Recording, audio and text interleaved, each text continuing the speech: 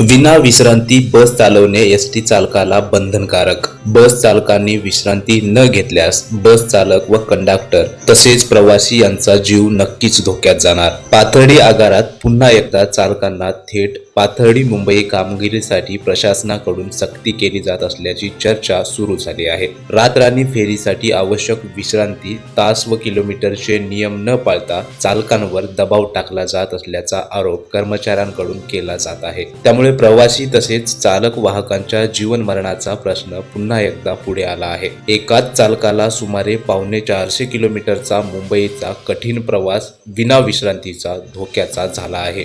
गेल्या 2 वर्षात पाथर्डी मुंबई थेट कामगिरी दरम्यान 2 गंभीर अपघात घडले आहेत। त्यापैकी एका दुर्घटनेत सतीश वारे या चालकाचा भीमा कोरेगाव परिसरात अपघात होऊन दुर्दैवी मृत्यू झाला होता। या घटनेने एसटी कर्मचाऱ्यांमध्ये तीव्र संतापाची लाट उसळली होती। त्यानंतर काही काळ पाथर्डी मुंबई थेट कामगिरी बंद करून तारकपूर आगारातून बदली चालक देण्याची व्यवस्था सुरू करण्यात आली होती। मात्र आता पुन्हा एकदा प्रशासनाकडून थेट कामगिरीची अंमलबजावणी सुरू करण्याचा प्रयत्न होत असल्याचा आरोप होत आहे। रातराणी बससाठी चालकाची ड्युटी किती तासाची असावी, सलग किती किलोमीटर वाहन चालवावे यासंबंधी महामंडळाचे स्पष्ट नियम आहेत, परंतु प्रत्यक्षात या नियमांकडे दुर्लक्ष होत असल्याचे सांगितले जाते। या संदर्भात स्थानिक प्रशासनाकडून वरिष्ठ अधिकाऱ्यांचे आदेश आहेत असे सांगण्यात येत असल्याची माहिती कर्मचाऱ्यांनी दिली। मात्र भविष्यात पुन्हा एकदा अपघात घडल्यास त्याची जबाबदारी कोण घेणार असा सवाल कर्मचारी व प्रवासी उपस्थित करीत आहेत।